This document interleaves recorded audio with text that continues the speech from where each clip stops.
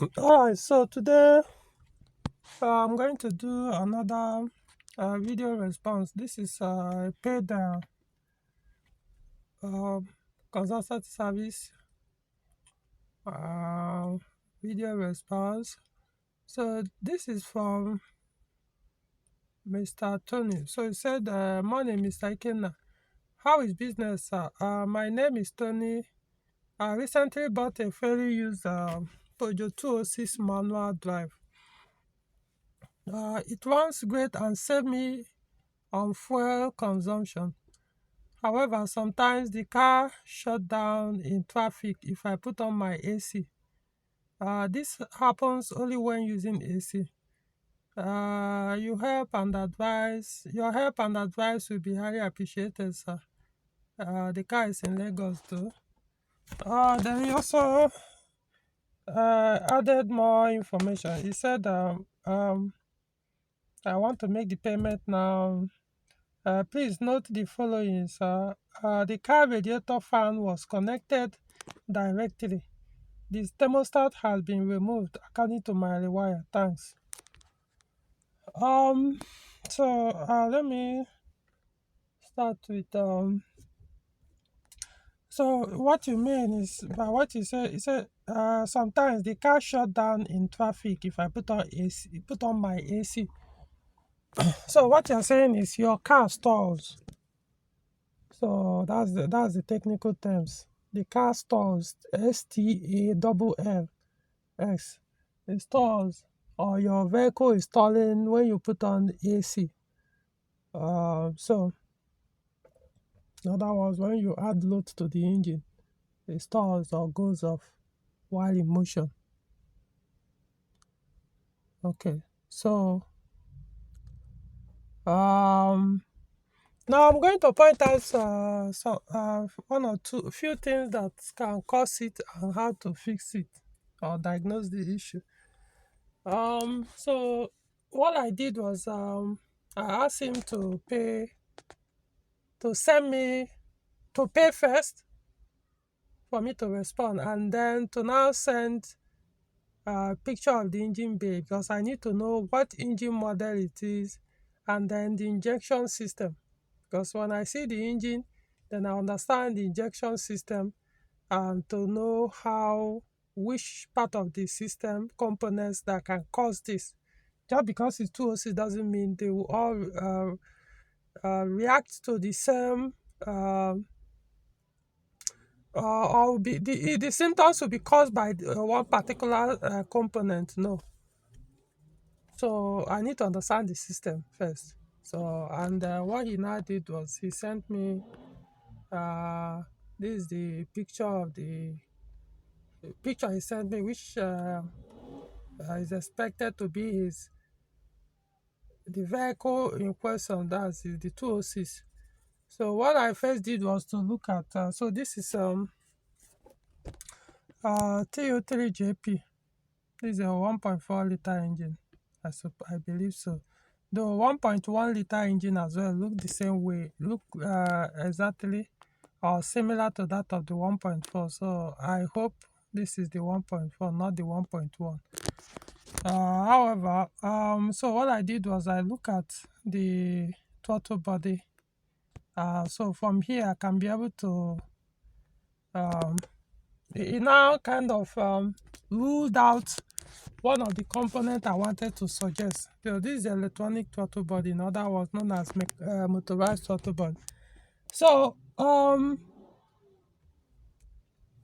if your Peugeot 206 petrol engine has a mechanical throttle body, which some of them do have, same engine we are looking at in this picture, depending on the injection system of the vehicle, some will have mechanical throttle body or manual throttle body, while some will have the electronic throttle body.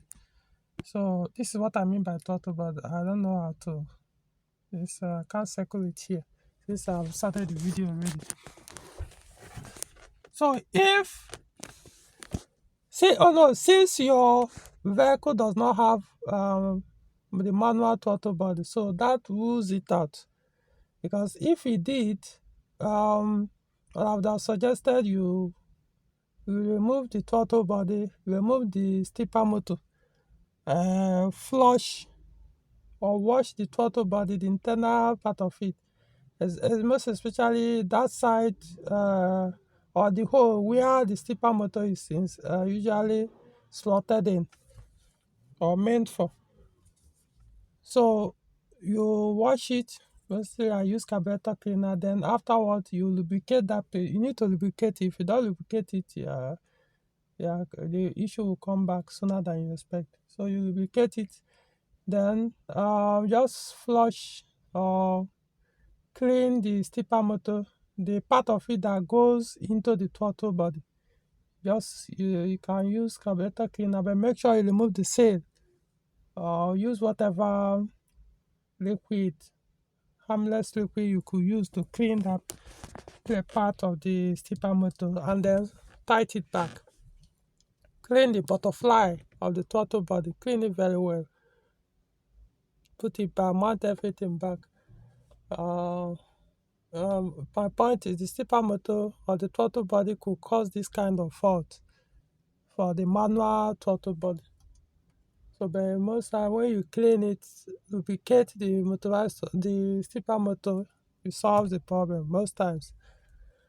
In your case, it's not the case because the electronic throttle body doesn't need stepper motor. So the ECU controls the opening and the closing of the throttle body. So it doesn't.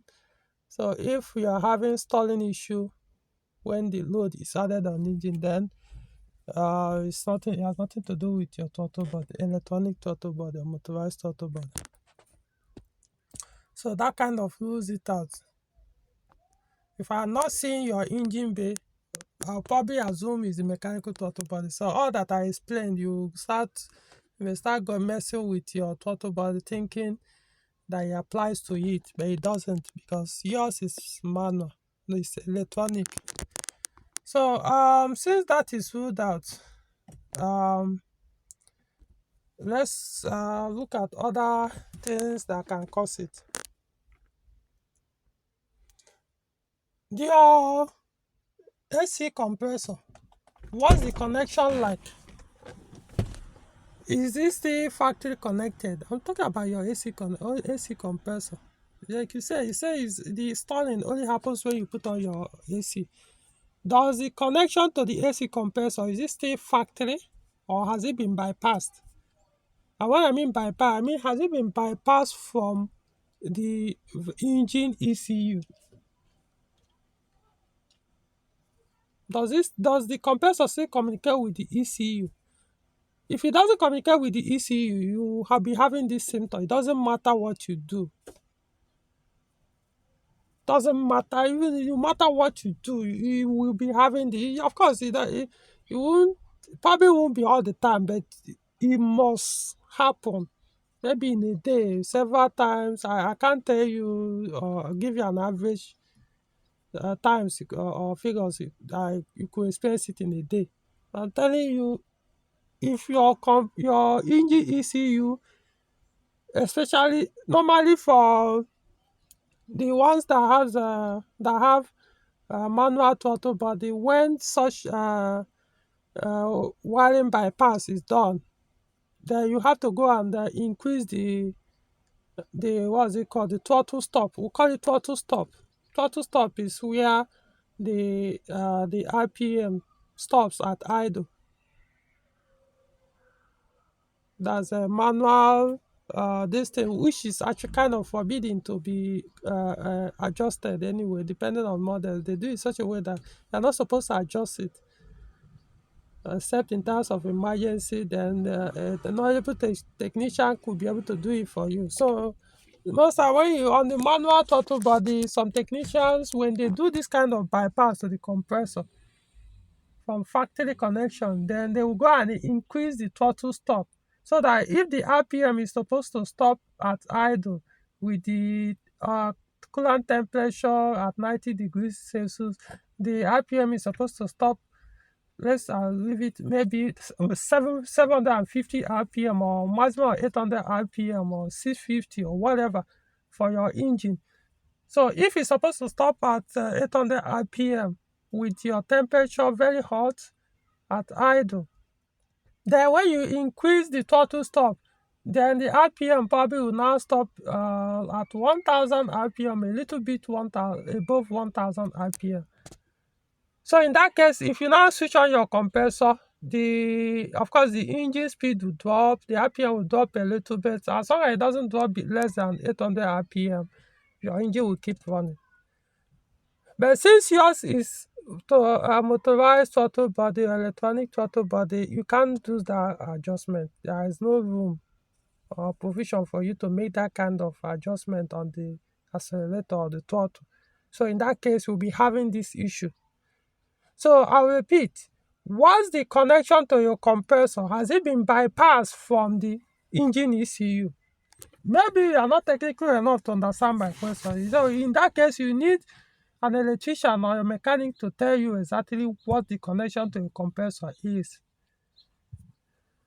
So if you bypass it from the engine ECU, what will now happen is when you put on the AC compressor, if there's no communication to the ECU won't be able to manage your engine without load because it's not seeing the load.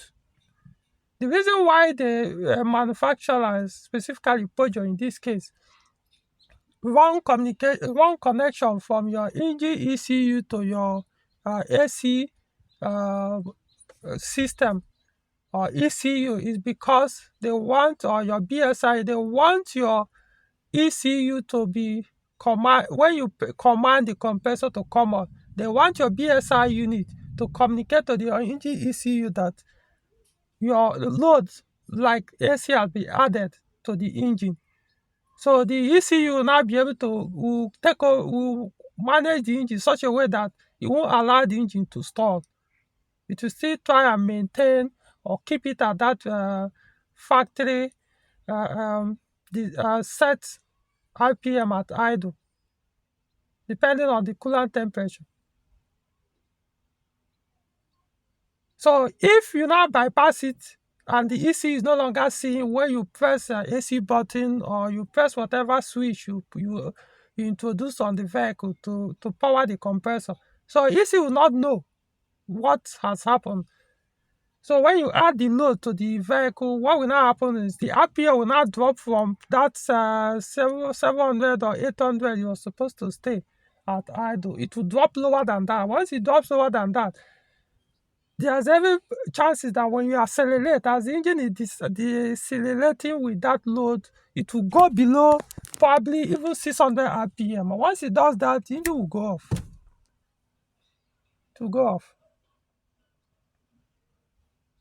So those are the things you need to find out. Look at your wiring connection. You see why it's not good to start doing all this bypassing. It's an abuse on the system. Like I always say, it's like a chain reaction. When you start doing all this bypass, in emergency, yes. But I always tell people, even yes, you still need to go and sort it out. Because over time, it will start damaging other things or creating problems for the entire vehicle. Not just on that system, not just on the AC system. I know some will bypass it and go and introduce all this aftermarket thermostat and say, oh, the thermostat will now control the compressor. It's not about when the compressor goes off on and off while the engine is standing. That's not the point. The point is your AC is not seeing the load from the compressor. It's meant to run the engine differently when you put on the compressor because there's an added load. Okay, let me give an analogy that will help you understand better why Peugeot makes it that the two of them must communicate, the AC system and the engine ECU. I'm going to use a manual car to explain this. So if you use manual car or familiar with how manual car behaves, you have a better understanding of what I'm going to explain. When your car is stationary and then you start your engine, whether the engine is temperature is cold or hot or the RPM is gone down, but let's just assume the engine is hot. That's the coolant temperature is already high, so the RPM has dropped because the The hotter your coolant temperature, the lower your engine speed, or your RPM. So in other words, the RPM probably, let's say it stays at that 700 RPM, the engine idling. What I mean idle, I mean engine running without you accelerating or engage on the gear. So it's just idling while the gear is on neutral. So as the engine is running, you now engage gear 1 to move. I now found out that there is a stone in front of one of your tires, one big stone in front of one of your tires, and another big stone behind that same tire, or behind one of the 4 tires. So one stone is in front of one of the 4 tires, another one big stone is behind one of the 4 tires. So in other words, your car, let's assume you put a wedge, you call it wedge, you wedge your vehicle so that it won't move forth and back, whether the car is on neutral or handbrake or not. So as you want to move, you will realize that the only way your car can move is you go out and remove the stone. However, it's possible that the stone, when they put the stone, it has got the tires have gripped on the stone, or the load of the car is now um, laying on the stone, to the point that you won't be able to pull out the stone again. So the stone is now stuck under the tires, and yet you can't climb it without any effort or pressure. So what then happens? It means if you put it on gear 1 without accelerating the car, or you put it on reverse without accelerating the car, and you press the clutch pedal, you press the clutch pedal, put it on gear 1, you do not accelerate the car, or even if you accelerate, you just press a little bit throttle, just depress it a little, which is normal to get the car rolling without any obstacle, without any hindrance, or anything that is blocking the tire from rotating. Of course, a little bit accelerator will make it move. In fact, most times, depending on how good you are with manual cars, you don't even need to accelerate. You don't even need to press your throttle pedal to move a manual car. All you need is put it on gear 1. Like I said, depends on how good you are. There's a way you can act on your throttle, your clutch pedal as you are releasing it gradually. You have to be that good. So doing it gradually, you see your car, it will start moving. The way automatic will move when you engage from park to drive or reverse, and immediately as soon as you remove your foot from the brake pedal, you see it start moving. The car will start rotating or start rolling even without you accelerating the car. You just be moving best. So you can do it even on a manual car when you are without even accelerating the car. From standstill, it will move. Just for as long as you are that good with manual clutch applications. So what now happens is, if you try it that way, the car will stop. If you try to move the car by not accelerating the car, even though you engage the gear, or you try to accelerate, you just do the normal, usual small acceleration you do when the car is on a flat load, nothing is holding the tires. Just release the throttle, your clutch pedal, you just press the throttle pedal a little. Yeah, it will get the car moving without stalling anything. But in this case, something is holding the tire. So when you try to move without, in these 2 manners I explained, the car will stop. Why? Because the energy needed to be able to climb those stones, for the tires to climb those stones and get the car going, the engine is not producing that energy at that time, because it needed more energy to be able to do that, to rotate the wheel. So for you to be able to move the car, it means you have to accelerate the throttle or press the throttle a little bit slower or harder to increase the engine speed so that it can be able to climb and pull that pressure and climb those stones and get going. What I'm saying is, when you relate it to about this compressor thing, when you add load to the engine without the ECU noticing that the load has been added, and without it means the ECU won't be able to keep the or maintain the engine by retaining energy that will still keep the engine running when you accelerate and the engine is deaccelerating, because load has been added and it's not seeing it. So it won't be able to hold it anymore. But had it been when it was still connected to the ECU will, even the more load you are adding, the more it's maintaining that RPM. It won't let it come below that. Even if you had to increase it, the engine speed a little, as long as so that it can, there are some models that are designed, in fact, the RPM, everything factory connected. Without AC, the RPM might stay at 700. Your engine speed might stay at 700 RPM. But with the AC, the engine speed will go up to 750 or even 800 RPM. Yes, there are models designed like that. It could, even your car, maybe that's how it's designed. Unlike the V6 that it stays at 640, whether AC or no AC. So some models are meant to stay at to even increase the engine speed or the RPM when you add load.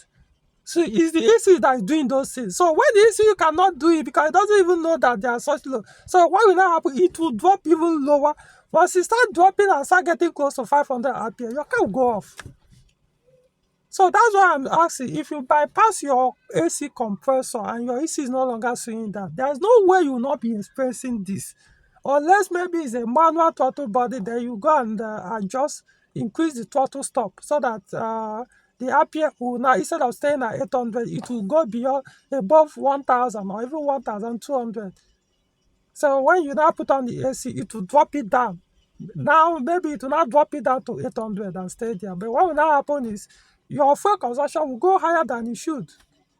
Because as long as your engine is idling higher than factory design, it's consuming more fuel.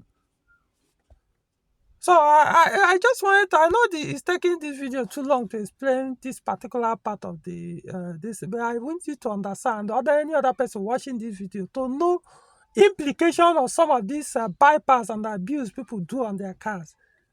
I'm not even talking about over time what you could do by maybe damaging this or damaging that. That's not even the point. Right now, you understand the way system works.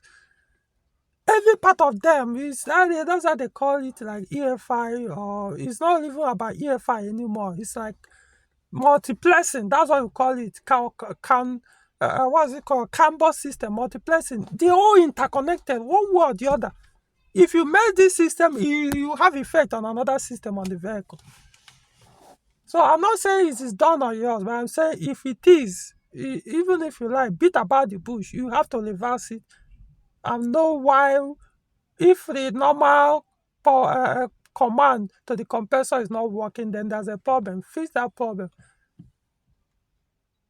so that you don't have to bypass the compressor from the engine ECU.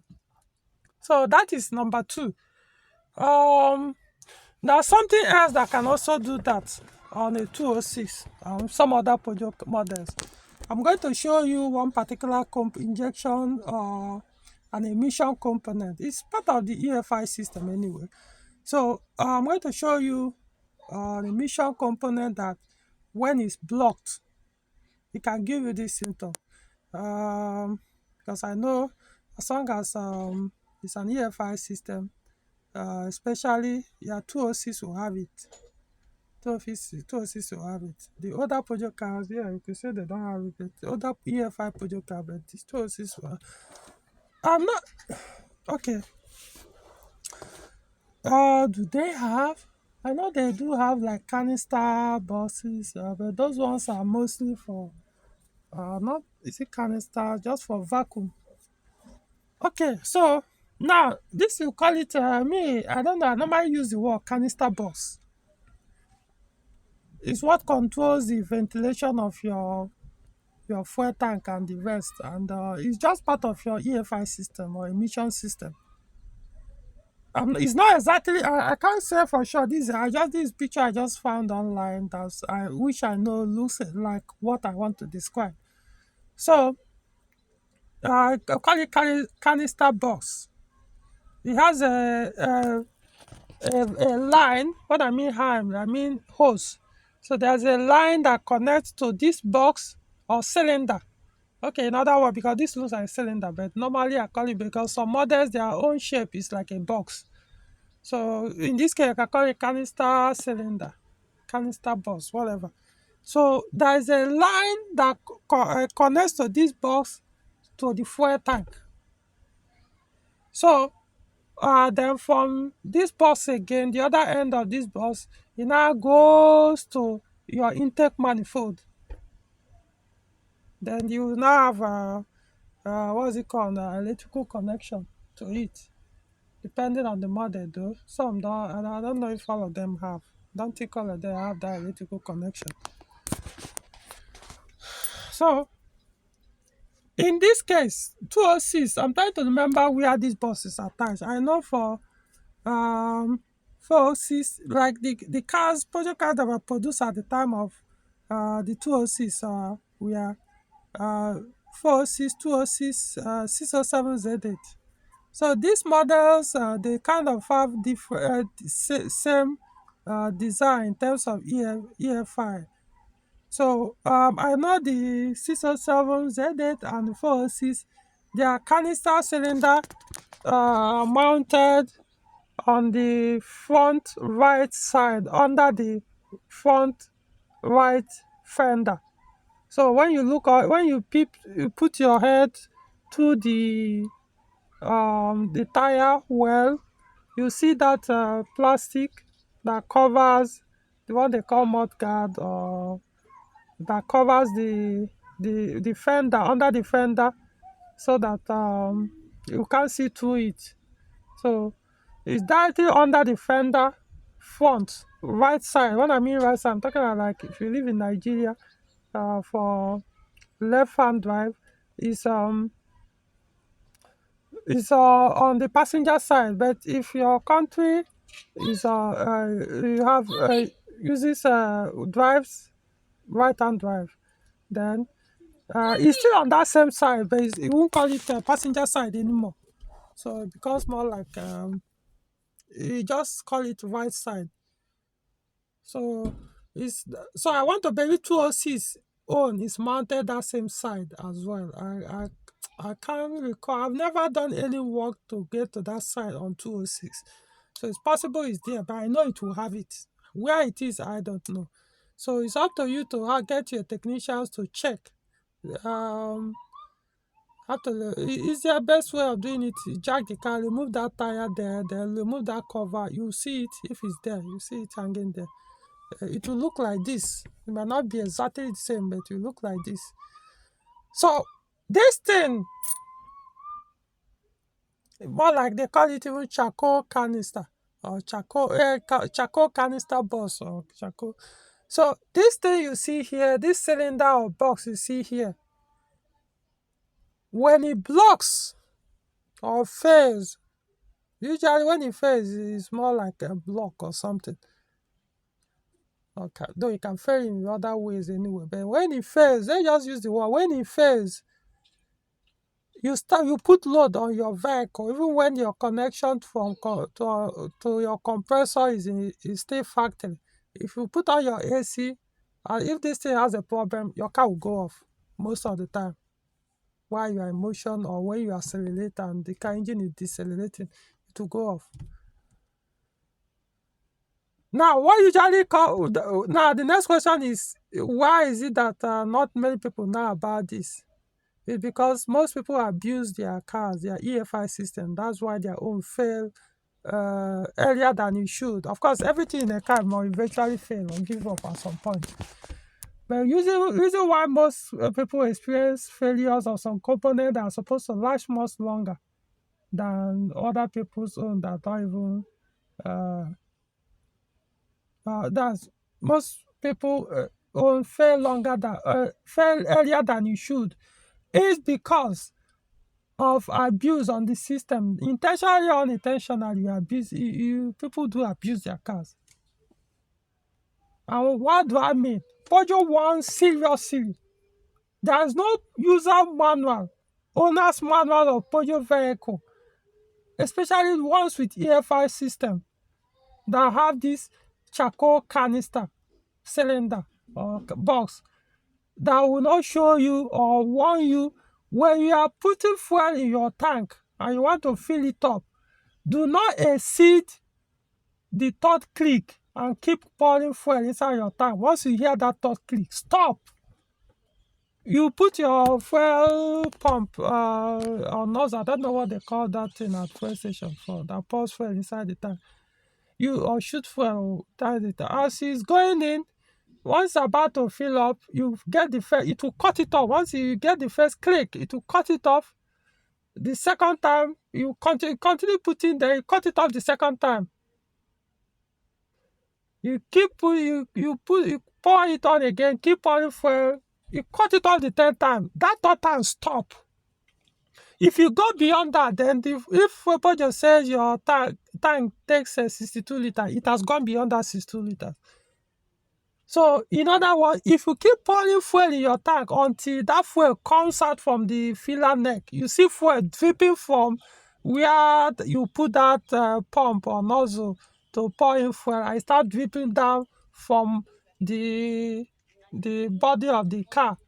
Once you fill up that thing, you are killing this charcoal canister. It's one of the things that kills it. I don't want to waste time trying to explain how it does it anymore. I mean, I've done so many videos, I keep it, so it's a waste of time.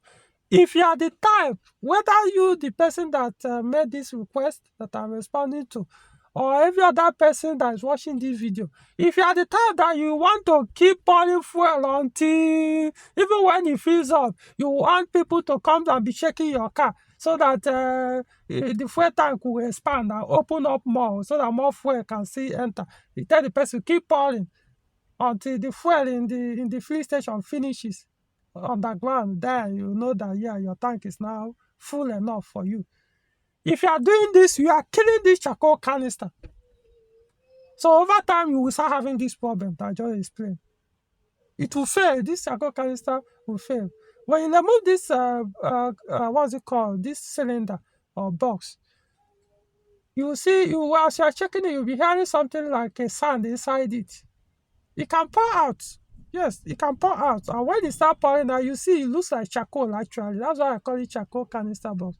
I'm not saying that's the technical name, but it makes it, any technician that hears what I'm saying, even without looking at this picture, already knows what I'm talking about. The audio information is enough to know this what I meant. That's why I added that charcoal. Maybe it's actually the term, technical term, but I just added this to make it much easier for identification. So once you are the type doing that, you are going to damage this, and I'm not sure you can get this thing new one. So you now have a risk of looking for a used one, which probably has also been blocked, or maybe that charcoal, like I said, once you remove it from there, that thing will start pouring out if you don't keep it in a way that this opening is not facing down. Once it faces down, it start pouring out. So it's probability of all the ones you see in the market removed from scrap cars have poured out. Those stuff inside probably have poured out. So what then happens? It means they are empty. So you can never get one that will work well again. So the best thing is the one in your vehicle, make sure that it stays in good condition, if possible, throughout the car lifespan, and it most likely will serve you, or maybe not. But I know people that don't that follow this instruction from Peugeot, they will hardly have this issue. These are components that is meant to last the lifespan of that car. Even if you use the car 50 years, 100 years, you are most likely will not experience failure. It probably might fail. I'm not saying for a fact, but I'm saying there are some components that, see, the only thing that will make them fail on the car is if you have accident with that car or something. If not, ordinarily they're supposed to stay on the car until every part of the car dies, then you scrap the car. That's how car is. So if you, my point for this person that paid for this video and requested for it, he might need to go and check whether this thing is even there. If it's there, is it blocked? If it's blocked, maybe you might need to swap it another one and see where if there will be an improvement. So basically these are the only three things. Since your car, remember your car is using a manual electronic throttle body, so otherwise it would have make it like a fourth item that you need to check. So in your case, you have more like three things: the connection to the compressor, the engine, what's it called, the canister, and what else? I'm trying to remember what I've talked about. Can't even remember again. As for the other things you mentioned, you said your car radiator fan was connected directly. I'm not saying this will cause it. I'm saying even you yourself know you are killing your car. You, from the way you said that, you know that you've been watching my video or reading my articles and know that your car is abused and you are using it in that condition. So you know what you are doing to your car. Whether it's contributing to this or not, it's up to you. I know connecting the fan direct to bypassing the factory fan connection will not cause the symptom you mentioned, unless in the process it damage your engine ECU. Yeah, it happened. There's a video I did where I show people. In fact, I think I've done about 2 videos actually. Just that there's one I did recently concerning abuse on wiring fan connection that most times end up damaging the engine ECU. So your engine ECU can do this too, even when the connection to compressor is okay. But if there's a problem, yeah, it won't manage the engine well. So I'm not saying the bypass to fan connection will cause it, but I'm saying some of these abuses leaves room for this kind of speculation, because it's possible. That's the truth. So I don't see why I don't know where you purchased the car, why your car is still running with fan down, unless you made the attempt to reverse it and it's not working. Like I did in the recent video for the person that I was trying to I reversed. If I'm not that I was trying to, I reversed the connection back to factory only to find out that it won't work to factory. The fan could no longer work as it should because the ECU was already damaged. The part of the ECU that controls the fan was damaged, so the fan was just running like hell. Once you open the door, the fan will start running. Can't remember what happened that day. Something became a trigger to the fan. If you switch off the engine, even though you didn't even start the car or something, if you switch off the ignition, your fan will keep running for some minutes. Even when you didn't even start the engine, all you did was you switch on the ignition, switch it off, the fan kept running. Because like I said, the ECU that controls the fan was already damaged. So another thing you said, the thermostat has been removed according to the wire. The electrician. These are the things you need to take care of. This is TU3JP engine. So I don't see why you have to abuse. You need to get the thermostat and put it there. Reverse your fan back to factory connection. However, be careful when it comes to that reverser. But it has happened, it has to reverse it. Because the only way to know whether the ECU has been damaged or not until you reverse it. You won't know until you reverse it. Because right now, the ECU will still be telling you the fan communication between the engine ECU and the fan is absent. Or if you tell you your fan is bad, that's what the word you usually uses. So it's now up to you when you reverse and if the connection, if the ECU is still okay, the warning will go away from the ECU. If it doesn't go away, you will see another symptom. The way the fan will start running will be different from when it was bypassed. Both of them will be running. You know that something is wrong. So you have to reverse. Then thermostat come on this engine. The thermostat is not even that expensive. The only problem I know, like here, right now in Abuja, The new thermostat is not easily available. There was the time I searched for it, there was no place I did not search for it. I couldn't find it. It was not available. So I got a used one from someone. Two, three, I have up to three. None of them. One worked that particular day. 2 days later, I failed. The other two didn't even work at all. So since then, I stopped bothering about used thermostat, especially for this kind of engines. Doesn't mean you won't get a good one, but because the ones we are collecting, we are not actually removed from the Tokumbo engines. They are just the ones they were just selling separately. So in that was, it could be ones they moved from a dead engine that also have failed. I don't know. Or maybe it failed when they were removed from the engine and kept outside for years. So they just stopped working on their own. Um, Another thing you could do is also scan your vehicle. One thing I know about TU3JP4, no, TU3JP injection system, talking about injection system now, is you see that upstream oxygen sensor, the one with green wire connector, the one that is attached on top. See this one. See this one here on top of the manifold that has this green color wire coat. From my experience on some of the model, I think it's the one produced by Pan or General, most of them. If this sensor fails, the engine will start running very rough, very, very rough.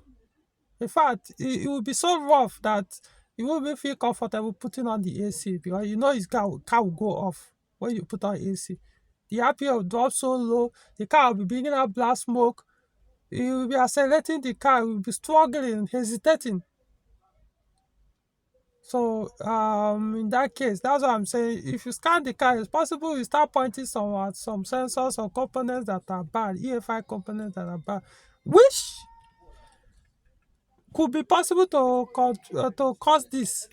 So you also need to scan your engine ECU to know if there's any fault is reporting concerning EFI. Irrespective of what it is, fix it first or add it to what you are going to fix, because it could contribute. They react, ECUs react differently, even though the ECU of in 207, 206 with this particular engine, TU3JP, is different from ECU of 206 with this M engine, but with manual throttle body. They are not the same. The ECU of 206 produced in Nigeria with this engine is different from the one produced outside Nigeria. If you connect it, you connect, but what I'm saying, the reaction, the way they will react when certain sensors or EFI components fail, the way they will manage the engine will differ from some of the ones produced elsewhere or have a different injection system. So some ECUs, like I said, the oxygen sensor might react differently from another 206 when it fails. And the person might feel that, oh, but when my oxygen sensor failed in my other 206 with the same engine, it wasn't doing this symptom. Then why would I now suspect that it could do it on this particular 206 with the same engine? Trust me, EFI, these are computers. There's a way, see, these are not manual, this thing. There are some programs. My 505 VC is as old as it is. It has about 150 programs. Inside one ECU, 150 programs. These are programs that control the engine, run the engine, know when to increase the torque, when to reduce the torque, when to increase the horsepower, when to reduce the horsepower, when to... So that's what I'm saying. So all these programs rely on some feedback on this thing, and if once there's any disruption or interruption in any of those feedback or this and that, it's to whatever the ECU is also supposed to control or command to do certain things. It will start commanding them differently, making them to malfunction as if they are so bad, even though they are not bad. If you're supposed to inject one tiny amount of fuel, your injector will start throwing in fuel like I don't know, like borehole is pouring out, even though it will look as if it's the ECU or the injector that is, yeah, the fuel is pouring too much from injector, but something else is making the injector behave that way. So if you fix whatever that is causing that same, the injector to behave that way, injector will stop. Not the injector itself. Injector is acting on command from somewhere else, and so that command is coming from the ECU. It doesn't necessarily mean ECU is the problem, but it means ECU is reacting to one wrong signal is getting elsewhere. So it's now using it to mess up the engine by commanding the injector to pour too much fuel instead of reducing, making it to pour just small amount of fuel. So that is EFI. That's why don't mess anything electrical when it comes to Peugeot model or any EFI car. Do not mess up the electrical connection. Leave it as manufacturer makes it to be. Only go into it, only modify or tamper your EFI system when technically you know what you are doing. Meaning you've understood the system, you know that you can introduce or modify, or like I said, introduce something to the EFI system, because and it won't affect it, or it may even make the EFI system work much better than the factory, because you understood the system, you know the technical things involved, you know what you could do. It will increase the voltage going to this thing that will damage this. Instead, see, I don't know. I know a lot of people are ignorant of some of these things. I'm sounding like jargon, but understand that's how it works. Understand your car is controlled by computers, not one, not two. So computer doesn't like surge, doesn't like you messing up everything, then expect it to work as it's supposed to. If you don't want to have this issue, leave your car electronics or electrical systems intact. Stop messing with them. If you're having an electronic issue or injection issue on your car, find somebody that can scan your vehicle. Start from there to know what the problem is. Don't go and give one person that doesn't have a scanner or may not even know how to interpret the scan found on the vehicle, to start cutting wire, joining to know whether the symptom will go away. Cut this one, remove this one, cut this one, join this one, bypass this wire. At the end, the next thing you go online, Peugeot is too problematic. But of course, you make sure you never tell the other side of the story or what you did to the vehicle. So I know this video is taking too long, but I'm using it to explain in details, not just to the person that requested for this video, but every other person watching this. Be wise, So I don't know if I have any other thing that I remember that can cause this thing. I'll probably do a part 2 of this video. Like I said, he paid for it, so that's the advantage you gain when you pay for this kind of service. If you are contacting me privately, expecting I'll do a free, or trying to call me to give you this kind of service for free, you're wasting your time. If you want, you pay the full consultant service fee. You can call anytime within that time frame for the service, or or send message or whatever. I will always respond no matter what. Even if not that moment, I'll make a time and respond when I'm. But if you want to a free one, then go to my YouTube channel, ask your questions there. Whenever I have the time, even if it takes me a week, 1 week, a day, or 1 month or months to go and attend to some of those questions, I'll do that. Especially if the question is something I know I've not touched before, or I'll need to touch so that other people will gain. Fine, or just that is fun. Something is free. I'm not compelled to, but when you pay, I'm compelled to, because you paid for it, so I must respond to it. So don't call me and start insulting your mother, your father, because I refuse to pick your call. I refuse to respond to your message. When you know for a fact, I don't do this for free. Consultancy, I don't do it for free. I used to, for years, but I monetize it. So when I want to do free one, I go to YouTube channel and do free one. There's nothing wrong with people who can't afford such things. I'll go and do it there. But privately, I have a life. So if you're not ready to pay, don't. So if you are interested in this kind of service, for me to take my time and explain, no matter how long it takes, so that you understand everything, you'll find the details of there are two options to this consultancy service. You can choose the one you can afford. You pay, you get your service, or you find somebody else, or you go and post, you try the free one. When it comes, it comes. um I think that's all for this video. If I have any other thing, like I said, I'll do a part 2 of it. um I think basically that's it.